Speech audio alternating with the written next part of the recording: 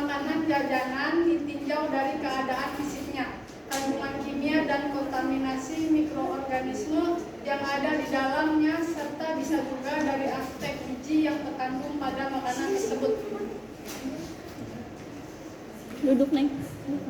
Menurut Lukman Sasono 1996, makanan yang dikonsumsi hendaknya memenuhi kriteria bahwa makanan tersebut layak untuk dimakan dan tidak menimbulkan penyakit. Apa aja itu? Di antaranya ada 1, bebas dari pencemaran di setiap tahap produksi dan pengamanan.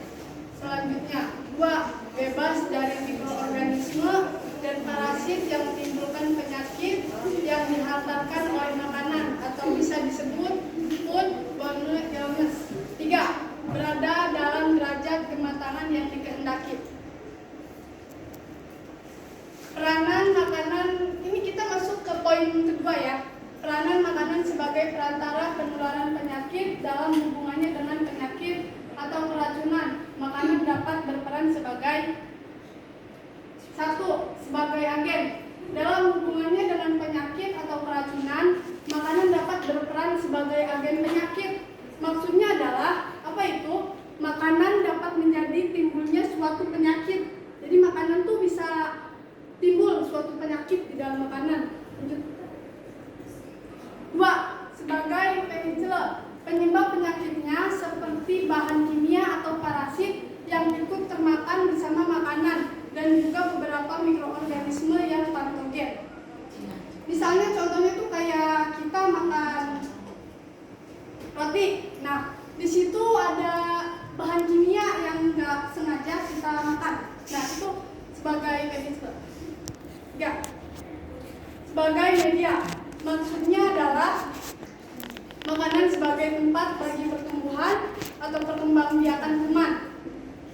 Penyebab penyakit makanan yang kadar proteinnya tinggi, biasanya tidak stabil dan berarti mudah membusuk karena merupakan media baik bagi perkembangbiakan kuman.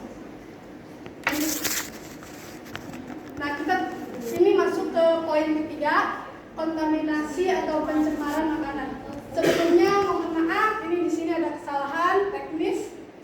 Ini di WPS-nya tadinya udah benar, cuma mohon maaf pas sudah jadi malah jadi kayak gini. Kepotong gitu ya? Ya.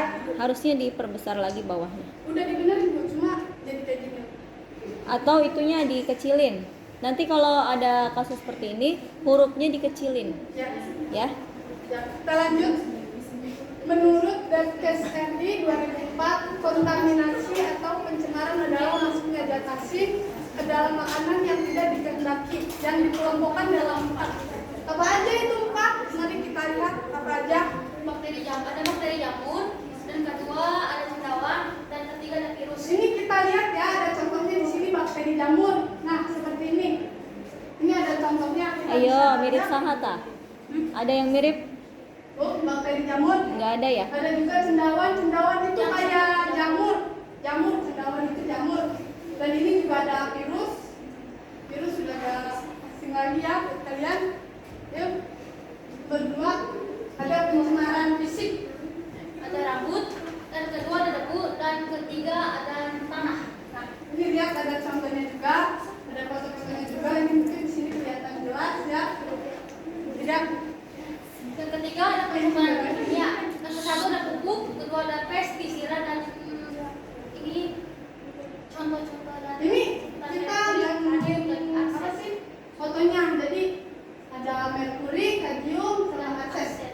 Apa itu pestisida? Pestisida itu kayak obat-obatan buat sawah. Tahu kan sawah kayak tanaman gitu kan? Nah, itu obat-obatan pestisida itu buat itu. Nah, ini bisa lihat ya. Ini pupuk, pestisida, merkuri, kadmium, sama arsen.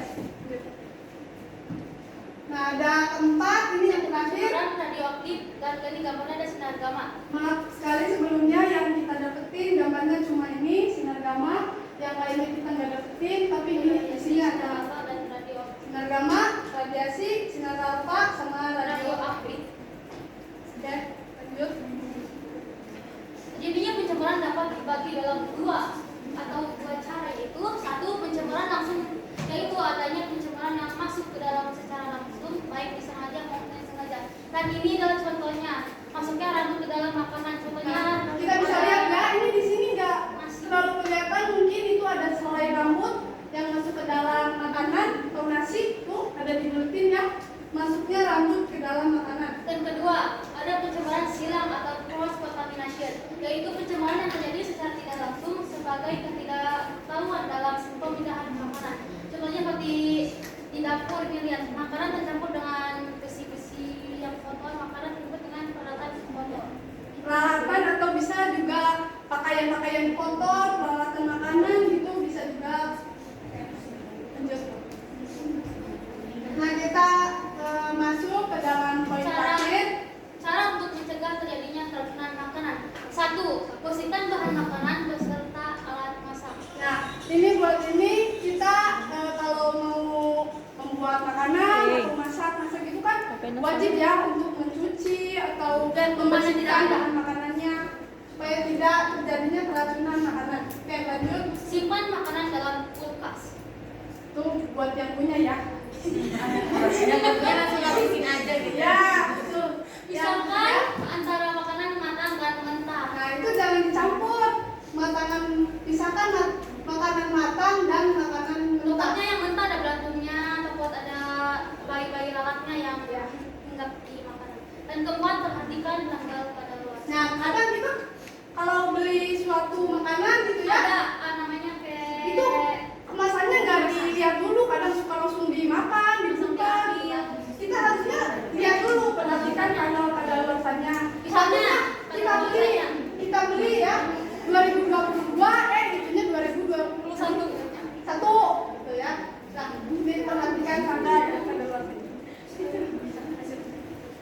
Dan sekian dari presentasi kelompok kami yaitu kelompok 3. Terima kasih atas waktunya, perhatiannya. Wassalamualaikum warahmatullahi wabarakatuh.